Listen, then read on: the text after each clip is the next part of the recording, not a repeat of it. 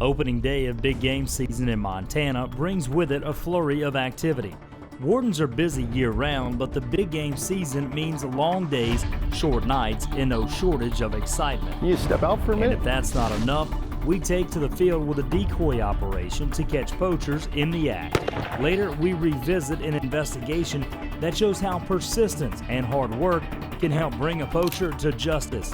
It all starts now on Wardens.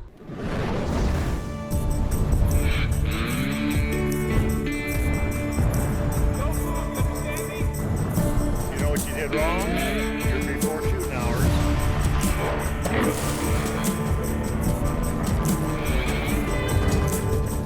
There we go. You want to go to jail, Jay?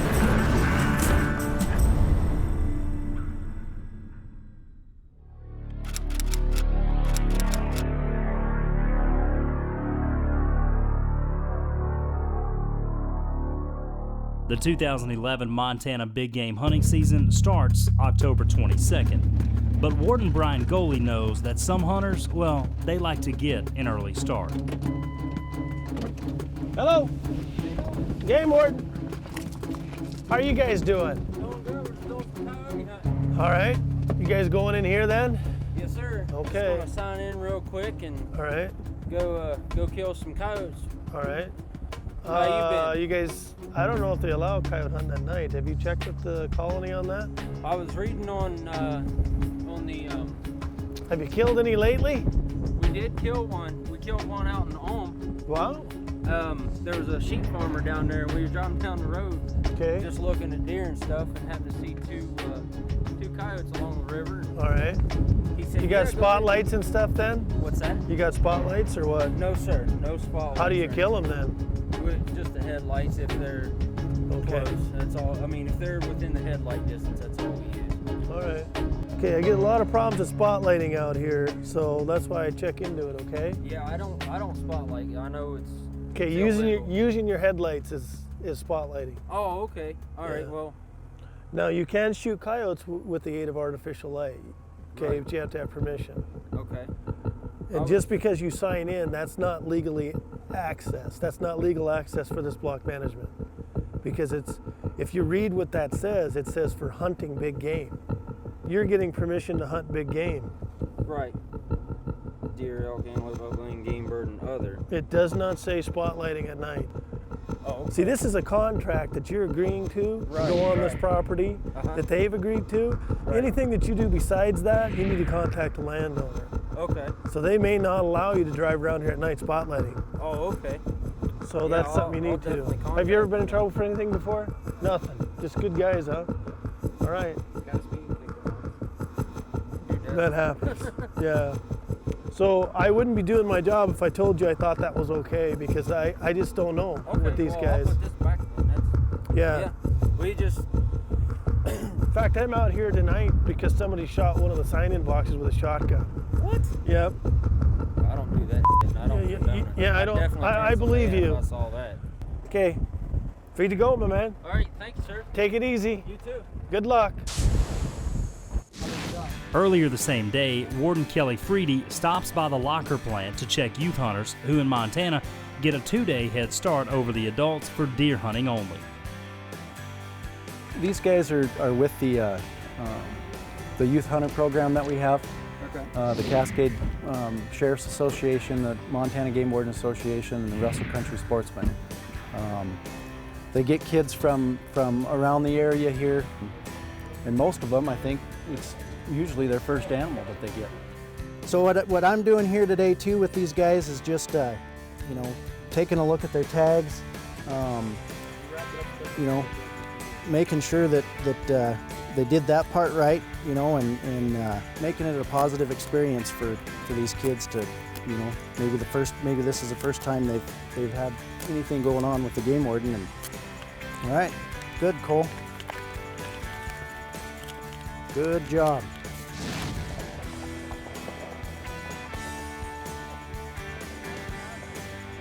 I'm one of the head intake guys here at the House of Meats, and everybody here, these 2 days of the kids coming in, We've been donating our time here in the intake room. We've got a youth deer hunt going on right now. So I'm just down here greeting the kids kind of as they come in and checking some licenses and talking to the kids about their hunt. It's great to be down here and see the looks on their faces when they jump out of the truck and they've got a big buck or, you know, their first doe or whatever it is. They're all just happy and some of them have that tired look to them too because they work pretty hard to do it. But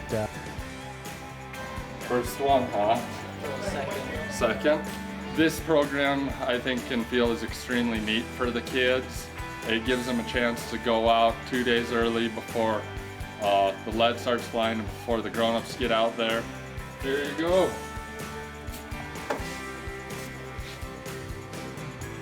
All right. What do you think of that? Awesome. Where's that going to go? Where's the hat? It's gonna probably get mounted. It is. And then when they get partnered with a good, you know, sheriff or however they do it, they get to learn and be safe. They get to learn gun safety. They get to learn about ethical shots, making sure your target's clear and beyond and all that. I'm down here just greeting these kids, doing that stuff to kind of give a positive light, you know, to the game warden as far as maybe their first experience with a game warden. The young kids are the future sportsmen in Montana, so you need to take care of them and show them the way. Anticipation builds as tomorrow is opening day. Will everything go smoothly or will craziness ensue? And then I got these guys driving up the road. Dang, it's gonna be a busy day. Whew.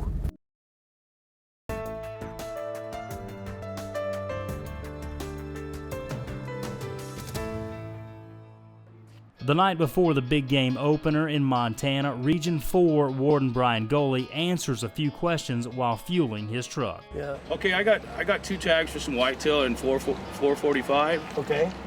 This is BLM land. What it's showing? That's state land. State land. Yeah. Is it huntable? Milligan Road. Let me have a look at this. Down the state there. Okay. Let's see here. Yeah, that is accessible as long as you can find it. Okay. It's not marked by fences. It's not. So how would you find that piece of state land and know that you're on it? Look for signs. There'll be no signs. Post markings. Not on that piece. Is any of this land huntable for my taggers? Yeah. It is because almost a large portion of it is block management. I have the big Region 4 map that shows. That's right, but you don't. Here, I'll show But you. I don't have the door-to-door. That's right. The homeowners land. That's right. landowners maps. That's what you have to have. Do you have any? No, I do. I have one set for me and my job, and I can't give them to you. This coming week, if you do your homework, you'll feel much better. I will. Okay. Thanks, man. Good luck, my man. Really We'll appreciate probably it. see you tomorrow. If I can help you some more, I'll help you some more. I'll be sitting out there. All right. 100 miles to the southwest in Region 2 near Missoula, Captain Jeff Darrow prepares for what could be his last big game opener as a game warden. Been watching some elk up here in this valley for the last week. There's a couple hundred head. There we go, there they're running now. There's a couple hundred head. It's hunting season 2011. And I've just heard the shots. We've got a big bunch of elk on the run here. I hope those people weren't shooting from the road. Well, there were vehicles all around over there, and that's kind of the general direction the shots came from, but I don't see any vehicles there now. Just come on down, and then it'll make another jog, and where it makes that other jog, the elk are right there. Yeah, copy. I don't know right where that's at.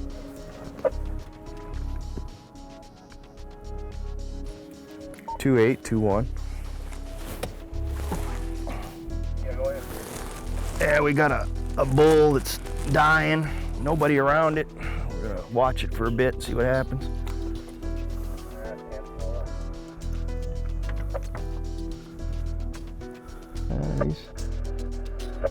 He's a mature 6-point. He's straight to the, I guess would be the north of you. If you look over, you see this kind of Quonset hut with a bunch of trees around it. It's a shed, metal shed. Yeah, 10-4. There's a combine out here. If you see the combine, he's near that wheel line. He's laying kind of on a bank. He's laying there dying. There's a combine and a cat out there. He's straight up from that cat. He's not all the way dead, but he's laying there with his head stretched out, and every once in a while he picks it up. I don't see any hunters around. Back to the northeast, Warden Brian Goley's day starts with a tip Mont call. Got it. Do you have a phone number for the complainant? Oh, great. All right, well, I couldn't be farther away, so I'll see if I can get another warden, but I'll take care of it. Okay, bye.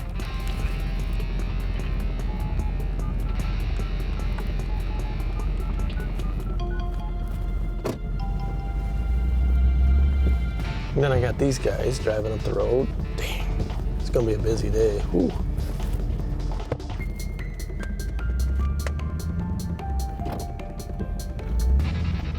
I really want to check these guys. Whoa! Look at that gun. See now, that's the kind of gun that kills a bear. How's it going? It's going. We just got here. Just got here. Yeah, I got I was thinking tomorrow morning might be a good day to hunt, and we got up here early and gonna go down and see who's wrecked my cabin this year. Well, somebody was down there recently, a black truck. Did you see anybody come out here? Because I got a call. Oh. That's why I came up here. Black? It was a dark color. Where'd that go? It was coming out. Where was that truck? Oh, it's way down by Taft's. Oh, I must have missed it. See you guys. Yeah. Take it easy. Good luck. Yeah, when these landowners go out and contact these hunters that are trespassing, you know, sometimes it gets violent. I've had in the past where it's actually gotten physical, and you know, that's our job, is to deal with that. With crippled elk in Region 2 and trespassers in Region 4, how will this day end up? I just want to ask you just a quick question. When I asked you if you got anything today, you said no. How come? You're watching Wardens only on Outdoor Channel. Trespassing is a serious offense in Montana that can lead to hefty fines and possible jail time. Wow, you are bloody. Yeah, that happened. I'm Brian Goley. I'm the game warden up here. How's it going? I heard he called you, Brian. Yeah, he called me, the landowner, and said, he must have called you when you were there with him? Yeah, he did. Okay. So you know more about this than I do. Yep. Oh, well, okay. I don't know. He might have told you a lot. Yeah, he just said that you were on his property with a bull elk, and I went up there, and by then you were gone. Oh, you went up? Yeah, I went all the way up. So I got your game cart in the back of my truck. Oh, and the elk is? The elk is up there because it was hot. They're going to lift it up with a tractor and skin it all out. Oh, okay, so, but the problem is the landowner wants to prosecute for trespassing. And I don't control that as a game warden. That's the only law. I have no jurisdiction to control. Okay, you understand that? Yeah, well. I mean, he files a complaint, there's nothing I can do. You know, he's retired military. He's I mean, it's not the kind of guy you would think would be. Right. All right, but what I told him is I'm going to give him a trespass ticket. I don't want you to ruin his life or anything. No, I understand that, yeah. But I want a trespass ticket. Okay, Yeah. well, that's the only way you're going to stop this. Well, that's why I'm doing this. Have you ever been up there before? Like I say, I've owned that property for 15 years, and I park at the gate and I walk up that ridge. Right. And then I walk back down and take a big circle up. Right. I actually think I tracked you last year. Did you ever walk up there in the snow? Last year? No, not last year. Was it the year before? Probably. Okay, I can't remember what year it is, but I did track somebody from a cabin.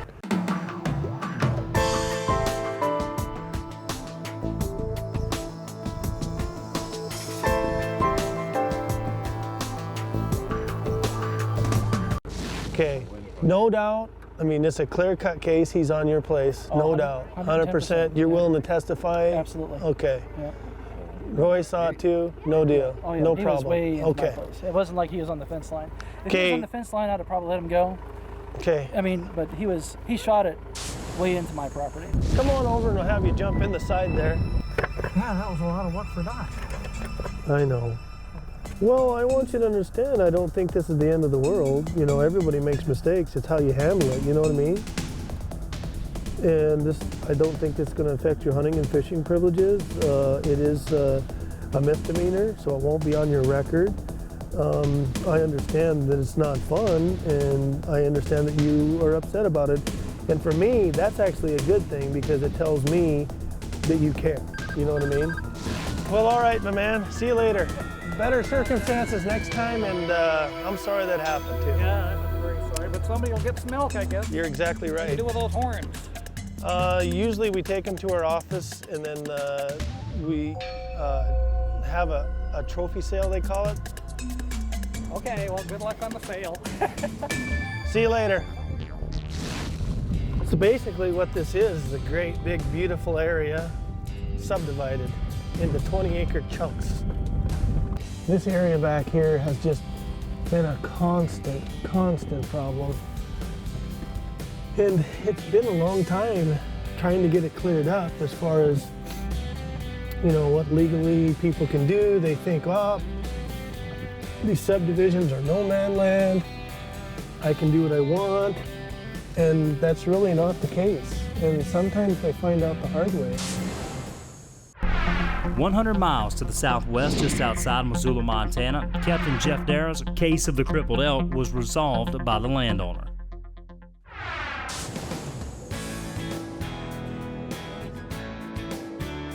He has moved down the road and makes several stops checking hunters along the way. There you go. Thank you much. Yep. You bet. Thanks, guys. Appreciate it. How's the field doing today? You know, we camped out at Potomac this morning because there was a herd of about 200 there in the valley, and just wanted to make sure that that didn't get western, you know. And it was pretty good. They got the herd bull out of the bunch and a couple cows, I think. And we just checked a couple cows down here at the intersection, and then as we're coming up the road, another bull was coming out. So they're killing some elk, I guess. The elk harvest seems to be going well in the west, but will deer hunters in central Montana make the right choice?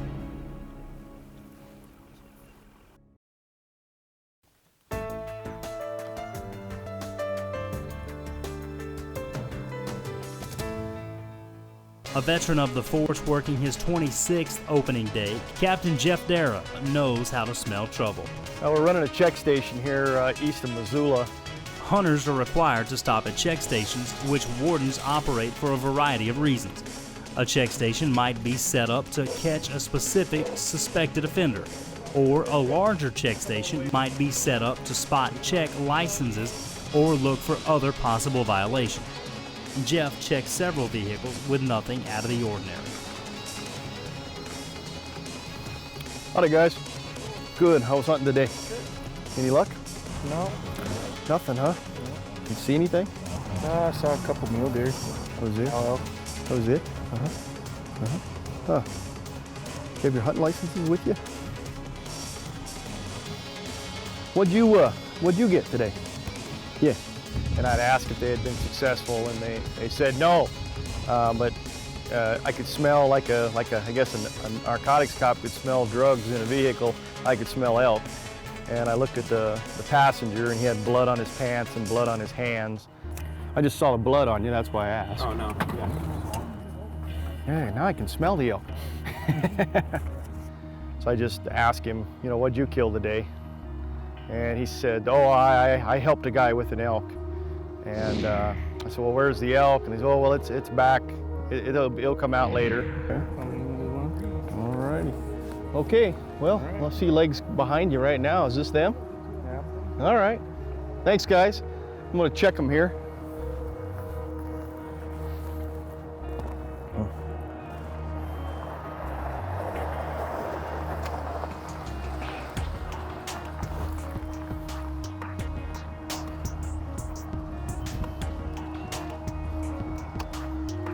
Howdy. How you doing? Good, how are you today? My golly, you got elk all over the place. What do we got, 2 cows? 2 cows. Okay, all right. You guys are the 2 lucky guys? No. That guy there and one in that truck. Which one, the passenger or the driver? Passenger. Oh, okay. All right. Okay. Hang on, I'll be right back. When I asked the driver of that vehicle who harvested the elk, he said, well, one of the guys in my truck and then one of the guys in the truck that I just checked where they said they didn't kill any elk.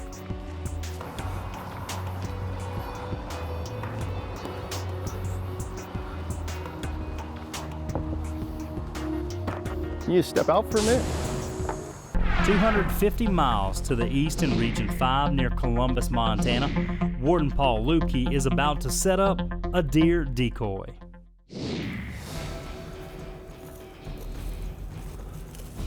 Oh, that's a shooter. Some things you got to think about when you're running a decoy is hiding the vehicle is obviously very important. So if they see the vehicle, they're not going to shoot at the simulated wildlife decoy. Works. Perfect. All right. I think the way it's set up is pretty dang good right there. A day earlier, Warden Lukey scouted a location for his vehicle and for our cameras to be able to catch the action. Have you with the radio up there. We won't see the vehicles coming. I mean, they'll be right on us before we can see them coming, but you'll see them coming from a long ways, I think, from up there. So the idea is you want to be able to see the decoy from where you're hiding, but not have them be able to see the truck. And we're going to put it over there on the other side of the road, hide the truck back here, and the idea is to catch these road hunters, which are pretty serious resource abusers. With the decoy in place, it's not long, and the first vehicle appears. Okay.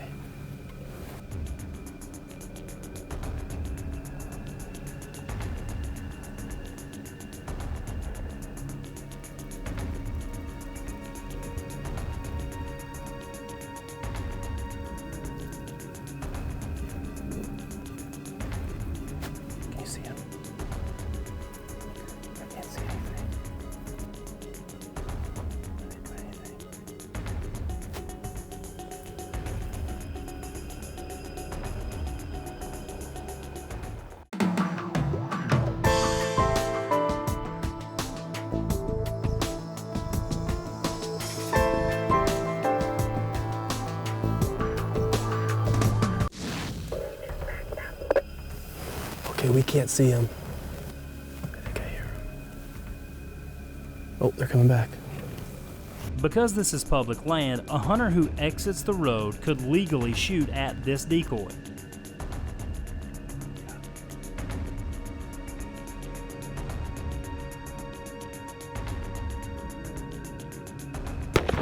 Need a shot. Need a shot.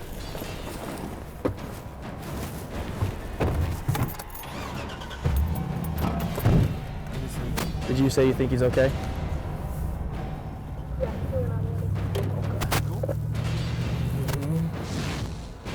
Yes, we tricked you, didn't we? I guess. No, he did. Nope. Yep, we saw that. We saw the whole thing. I appreciate it. You have a license, don't you? Yeah. Okay, let me just check your license. And the bad part about it is you don't get the deer, but the good part about it is you're legal, which we like to see. When we return, a trophy bull elk has been shot illegally, and a suspected shooter claims innocence. We flash back to 2005 and discover how wardens use technology and persistence to bring a lawbreaker to justice. The one on the left is from the burn. Okay. The one on the right is the one you got from the elk. And it's opening day of the Montana General Big Game season. Warden Brian Goley has dealt with trespassers. I mean, he files a complaint, there's nothing I can do. While Warden Captain Jeff Dara has had crippled elk and a young man who struggles with the truth. Can you step out for a minute? Region 5 Warden Paul Lukey has had shooters on a decoy. There's no such thing as a typical day for Montana game wardens. All have memorable cases in their career, and Warden's case files will take us along for the ride on one of these cases. It was opening day of hunting season. I think the year was 2005, and I was patrolling a wildlife management area called the 3 Mile Game Range, which is basically my back door. It had been kind of a slow morning. I got a cell phone call from our Tipmont hotline, which is our turn-in poachers hotline, that said that there was a trespass in the vicinity. Could I respond? And I said, yeah, I could. I was probably 20 minutes to a half hour from being there, but I knew the ranch, and I said, yeah, I can respond, and they gave me well, I had the rancher's phone number anyway. So I called him and told him I was on my way. You know, just thought it was a basic trespass, and deal with those, you know, 100 times throughout your career. Somebody got where they weren't supposed to be on opening day, so didn't think much about it. At that time, didn't even really know there was an animal down at that point. On my way there, before I'd actually got onto the ranch property, but quite hadn't got to where the rancher was. By then, I'd found out that there was a dead elk. I was stopped by a pickup that I didn't recognize, and the driver exited the vehicle, kind of frantically waving his arms, and didn't really know what's going on, but stopped and talked to him and to see what was going on. And first thing he said was Jeff, which was surprising because I didn't know who this was. He knew my name. That's Jeff. I didn't do what they said I did. I said, well, I don't even know what they said you did yet, so calm down. And he had a young male in the vehicle with him, and he calmed down and he just said, you know, I didn't do what they said I did. And I said, well, you know, I got to go talk to him. And at that point, he offered up without me even asking. He said, you know, you can check my gun. I haven't even fired my gun today. Okay. And I thought that was unusual because Hadn't been fired. most people don't offer that up right away. And Do you have any so other right away, I guns? figured, well, I'm going to look at a gun that didn't shoot, you know, or wasn't used. So he showed it to me, and I believe it was a 300 short Win Mag. And I wrote the serial number down and looked at him and said, well, have you fired any gun today? And he said no. And I glanced in and looked at the young fella. I said, how about you? Did you shoot a gun today? And he looked at me kind of, you know, kind of scared, I suppose. You know, he shook his head no. And he said, you can look in the vehicle if you want. So we did. There was no other gun. And so I said, well, I need to have you go down the road here and wait for me. I'll go talk to the landowner and see what's up. Still really didn't know what was going on. So went up and met the landowner. He pointed out a pretty large bull that was laying out in his field. It was big, and we were going to shoot it, but unfortunately, these guys over here shot us first. So now They didn't have permission to be in here, right? no, they did not have permission to be in here. So And where'd they shoot from? they shot from right back there in that tree line. We could see two orange hunter dots. Two guys? Was it just one guy shooting? Or One guy shooting, yeah. how many shots? Two shots. Heard two shots. And what did they do after they shot? They just snuck back into the trees. We never saw them. They never came back to the animal. They never came back. No. So did you guys yell at them, or did they see you guys coming after them? Or anything? No, I don't think they saw us from where our position was, because we were positioned up over here. And, I don't think they knew we were there. But So this was the bull you guys are trying to get, huh?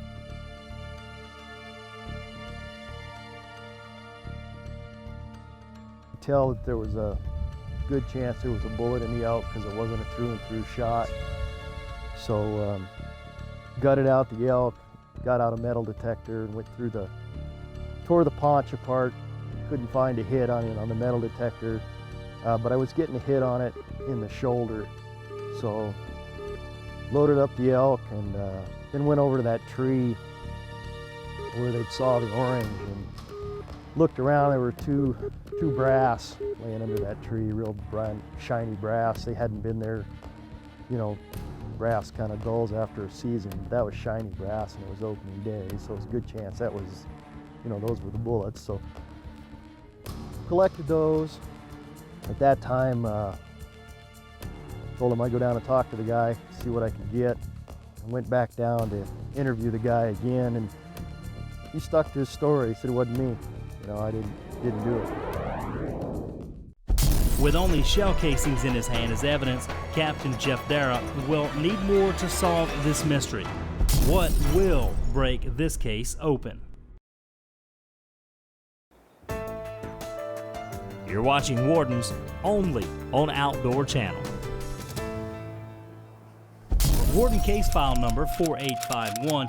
Captain Jeff Dara is leading with a trespassing issue and an illegal elk shooting.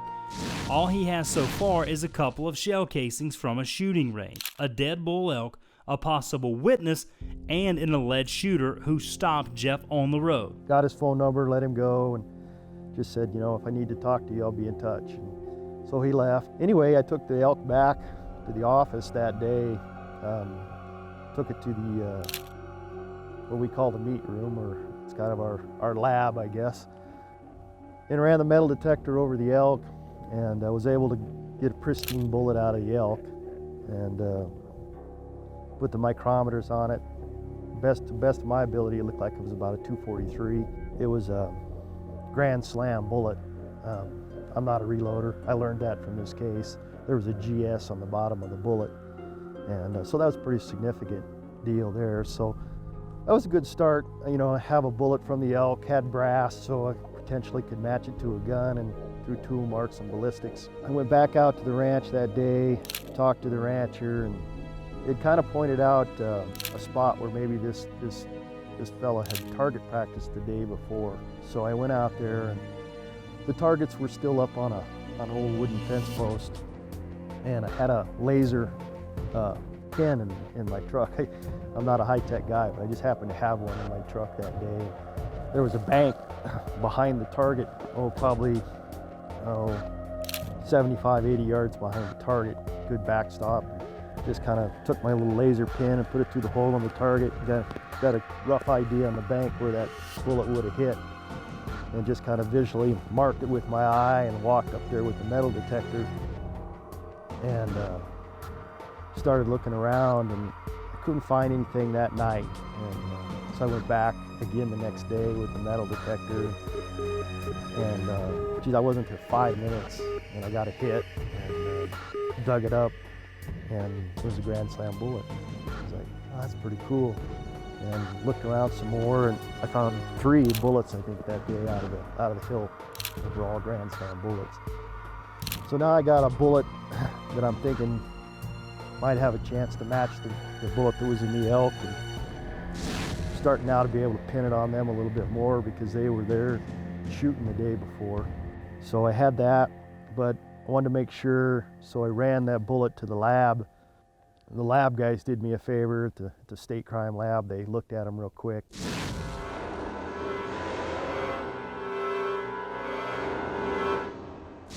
Captain Derrick called us, and he'd recovered a bullet that was taken out of where these guys were target practicing sometime earlier, and he also recovered a bullet from a killed elk, and he brought those in. He couldn't find the gun. He just wanted to find out if they were fired from the same gun. So he would have brought those in to us to look at, to examine, and look at the microscopic imperfection to determine if they were fired from the same gun. All right, so if you look up here, the one on the left is from the berm. Okay. The one on the right is the one you got from the elk, and right down here is a hairline. So what you're looking at is two separate bullets. In the case that we don't get a gun, we compare the evidence to make sure and tell them if it was fired from the same gun. A lot of times we get one bullet cases, so we generally give them a list of possible guns that could have fired it. And all these marks that you see on there are the striations from the inside of the barrel. Oh. So with that information, I can tell you that those were fired from the same gun. You're positive they came from the same gun? Yes. That's awesome. It comes down to the way that the gun is manufactured, the barrel is manufactured. Inside the barrel is what's called rifling. There's raised and lowered portions throughout the whole barrel.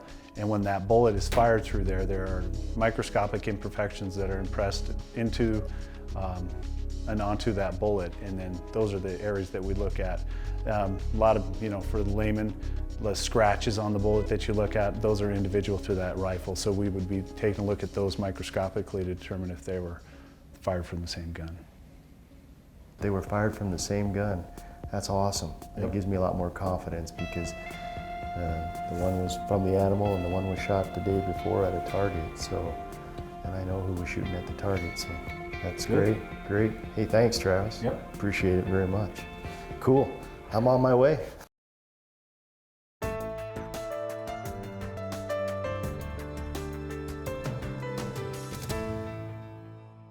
"50 miles east of Missoula, Montana, Warden Jeff Dara has set up a check station on opening day.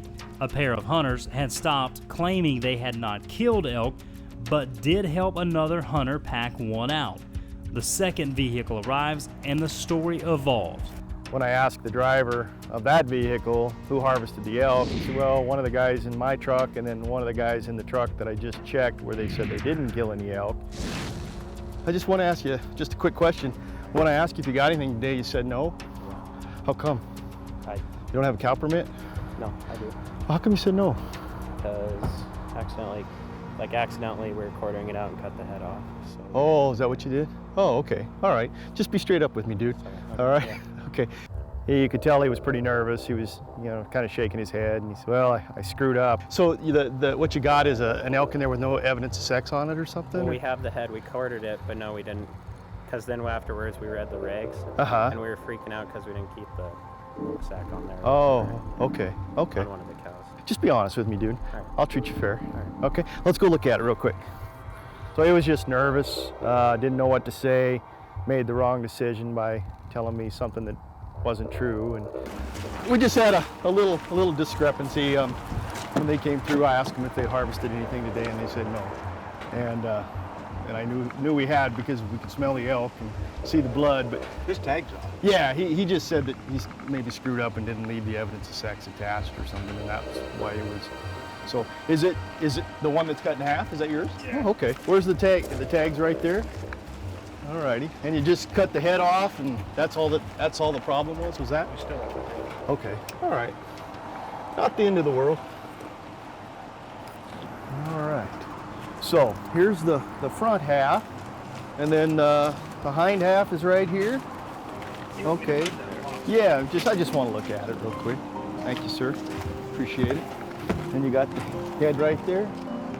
Okay. All righty. All righty. I'll tell you what I'm going to do. I'm not going to write you a ticket. I'm not going to take your elk, but I am going to write you a warning ticket. Okay? Just kind of, or not telling me right up front. Okay? All right? And that way you'll just have a warning ticket. Doesn't go on your record. You don't have to do anything like that. But anyway, we'll just do it that way. You can keep your elk and go home. Next time when I ask you, just tell me. All right, good enough. It does sound like that's what it was. He got excited and removed all the evidence of sex. And so what I did was I gave him a warning citation for that, and kind of lectured him on telling me the truth the next time he comes to the check station. And you could tell he felt bad. He didn't seem like he was the kind of kid that did that all the time. He felt pretty bad about it. So hopefully he learned a lesson, and next time he talks to a game warden, he tells the truth. Okay, well, you bet. We'll see you guys. You bet. Appreciate it. You betcha. Appreciate it a lot. Have a good trip. Thank you. See you. When we return, it's back to solving Captain Darrah's case file. It's been a blast from the past. Captain Jeff Darrah spent some time at the Montana State Crime Lab with ballistics expert Travis Spender as they attempt to match bullets from an illegally killed elk to bullets recovered from a target area presumed used by the shooter in question.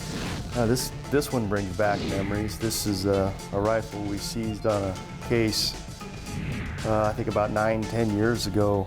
This is I see they have the newspaper article there right with it. It was a very large case. You see poaching charges filed and a quote from the county attorney. These people are not trophy hunters, they're not sportsmen, they're just killers. So on a daily basis, any firearm that may come into the laboratory, we're going to take that firearm, test fire it, check the safeties, make sure that it's working correctly, and test fire that firearm. All right, here we go.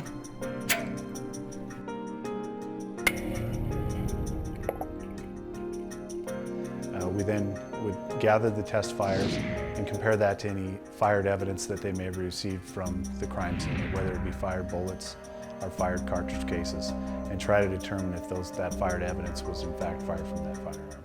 They were a match, so it was definitely fired, same gun, fired the same bullets. They killed that elk that was target practicing the day before.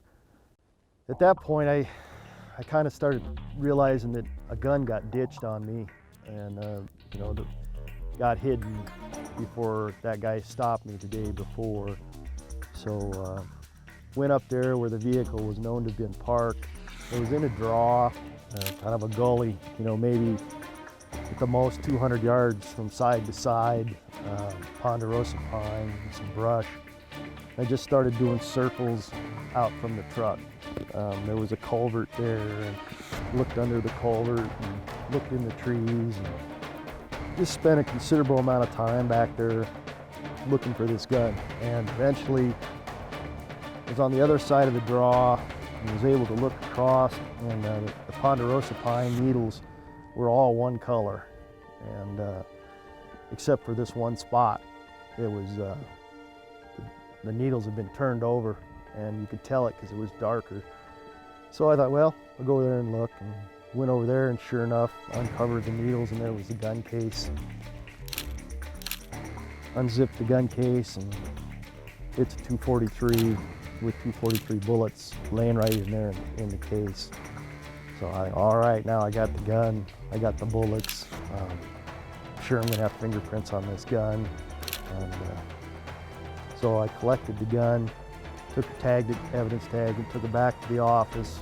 And next day I called the guy that stopped me on the road, and I told him, I said, you know, I thought I might have some more questions to ask you, and now I do.